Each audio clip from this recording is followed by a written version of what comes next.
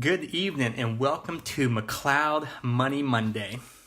My name is Stephen McLeod and we've kind of done things a little bit different. We've got a new time for McLeod Money Monday. It's now going to be at 7:30 p.m. on Monday. So this is going to be the first episode that we're doing at this time. So hopefully work out a little bit better. So I want you to think about this. Think about this question. Suppose that tomorrow you're driving home from work and your tire blows out. Would you be able to replace that tire with cash? No credit card, just strictly with cash. Or suppose it's a hot summer day in Valdosta and the AC goes out in your house and you've got to pay about $1,000 for this part that you got to replace to fix it. Would you be able to pay for that part with cash? Not put it on credit. I'm talking about paying pure cash for that $1,000 part. Because here's some interesting data that I've discovered when I was doing some research today. This survey by Bankrate found out recently that about 40% of Americans only 40% of Americans could cover a $1,000 emergency. 40%. Now, I don't know about you, but that's pretty scary. Because let me tell you something. Last week, we talked about the importance of set financial goals. We talked about how important it is for you to sit down with your spouse if you're married and just dream about things that you want to accomplish with money. But here's the scary part. If you don't have an emergency fund, if you don't have something that can cover these unexpected life events that happen, and they will happen, then you're not going to make any progress with your financial goals. It's just not going to happen. Because I can go ahead and tell you there's two things that will happen, okay, if you don't have money set aside for emergencies. Okay, one, if an emergency happens, if some random life event happens, the AC goes out like I was describing, or your tire blows out in your car, and you don't have money set aside to cover that, well, you're probably going to borrow money to get that paid for. You're going to borrow money, you're going to be making payments on these things, and another emergency is going to happen the next month, and you're going to borrow money for that, and it's just going to keep getting bigger and bigger and bigger, okay? That's not a good plan, because I'm going to go ahead and tell you this. I've listened to hundreds of millionaires, wealthy people, describe the things that they did to build wealth and meet their financial goals. And pretty much every single one of them said that paying off your debts and staying out of debts was one of the key things to doing that. So, if you're always borrowing money anytime that these emergencies happen, then you're not going to make any progress with your financial goals. It's just not going to happen, okay? You're going to keep being in debt. You're going to be making payments, and then another emergency is going to happen. It's going to keep building up, not going to make any progress. So don't let borrowing money be your emergency fund. Credit cards should not be your emergency fund. You're not going to be able to meet your financial goals if you do that. Now, second thing that might happen is you might ask for help from family members or friends or something if emergency happens and you can't pay certain bills or things like that. You might go turn to friends and families, but that's not really the life that I don't think any of you really want to live. If you really ask yourself, do you really want to live in a lifestyle where you're always running to friends and family for help? Okay, now, if you've got friends and family to help you out, if you made a silly mistake or a dumb decision, and we've all done that. We've all made some crazy mistakes and problems with money, and it's nice to have friends and family that will help us out.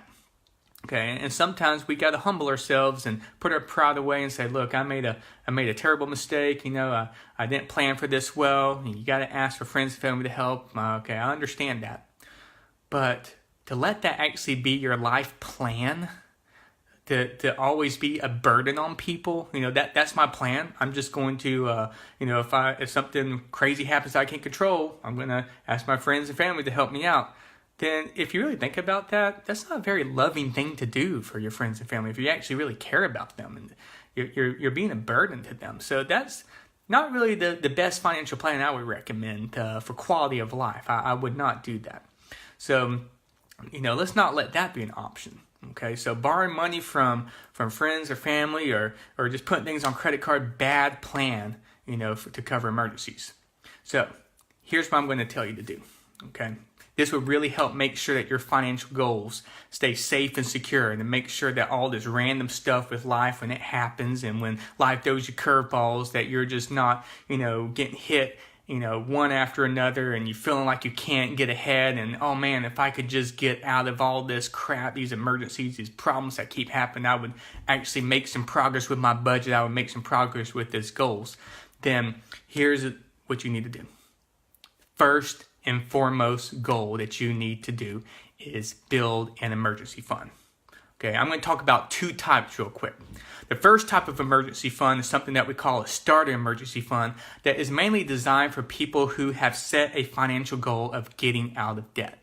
If you set a financial goal to get all your debts paid off, which I highly, highly recommend, because that's one of the keys to building wealth, okay, is paying off your debts, then first and foremost, you need to have a $1,000 emergency fund. $1,000, save that up. Because, if you're trying to pay off your debts, if you're trying to pay off credit card debts or car loans and stuff like that, and then something's going to happen, something's going to break. Okay, your car is going to break down, something's going to mess up in your house, or you're going to have some injury and medical bills, or something's going to happen. And if you don't have an emergency fund, then you're going to just swipe that credit card. You're just going to keep borrowing money, and you're just going to not make any progress. That's just the bottom line. So $1,000 emergency fund saved. In case any random stuff happens, you'll be able to pay with cash. Okay, so we call that the starter emergency fund, $1,000. Now, once you get all your debts paid off, or if you don't have any debts, then you got to go to a fully funded emergency fund. And this is 3 to 6 months of expenses. So you just need to calculate, okay, well, how much money do I need each month? Okay, and you multiply that by 3 or multiply that by 6. Okay, if you feel a little bit secure in your job, or you feel like there's not that many stuff that's probably going to come and wreck your world, then you might be safe to just go on the low end, to 3 to 4 months. But if your job might be a little, bumpy, or you don't know what's happening with your careers, or making career switches or something like that, then you might want to shoot more to the 5 or 6 months of emergency fund. And I know that sounds like a lot. In fact, some of you out there saying, man, I'm living paycheck to paycheck. I can barely even save hardly any money. How am I going to do, 3 months? Okay, how is that going to work? But I tell you, if you make this a priority, you sit down and you look at this, okay, I got to get this money saved. Okay, it's going to help you make sure that you're not always in this repetitive cycle of living crisis to crisis. Okay, because that's just, life is full of, crazy stuff that happens. That's just life. Okay, but I go ahead and tell you, when you have an emergency fund, and something random happens, okay, your tire blows out, something breaks down in your house, the AC goes out, your refrigerator breaks, and you're just like, oh, I'll just go to the store and just buy a new one. I got the money. That is a great feeling. It's still inconvenient. It's not the best thing in the world, but it's much better than stressing out and being like, oh my gosh, this just happened. Oh my gosh, life is just so terrible, and you just drama. Emergency fund. Make that a priority. Do whatever you can, okay? You might have to really look at your budget and figure out, okay, what can I cut to make sure I get this emergency fund saved up fast? Okay, or you might have to come up with some ways to how can I kind of boost my income, temporarily, just get this emergency fund up. You're going to look at this stuff and be serious about it, because I can't stress how important it is for you to get this emergency fund. It is really the key to making sure that your financial goals, don't get eaten up by all this crisis and stuff that happens in life. Okay, so emergency fund, make that a priority. Your financial goals that you've set last week that we talked about, those things, those dreams that you have that you want to accomplish. Okay, you want to protect them. Okay, and the emergency fund is how you do that. Okay, last thing that I want to say about the emergency fund is this: once you have emergency funds saved up, please only use it for emergencies. Okay, those are things that you have not planned, random junk that happens that you had no idea was going to happen, unexpected. That's an emergency. Okay, if you know something's about to happen a week in advance, okay, a month in advance, that's not an emergency. Okay, you know it's coming. So just save up for it. Okay, I'm talking about things that just randomly happen. Okay, I'll give you an example. Okay, I know this might be shocking for some of you to hear, but yesterday I actually got pulled over for speeding. I was going a little bit too fast down the road. So yeah, it happened, and I got a ticket. Okay, I just got a ticket. But you know what? No one plans on getting a ticket. Sure, I didn't. So that was emergency. But you know what? I was like, this emergency. Didn't plan on getting this ticket. But hey, I got the money in my emergency fund. Just going to pay it off. So I paid it off that day. You know, I paid it off much faster than the people could even get it into the system, because I got an email back that said, pending payment has not been documented in the system yet. But, I wanted to go ahead and get it paid and just be done because I had the money and just move on with my life. Okay. So that's the whole idea behind the emergency fund, is when random junk happens.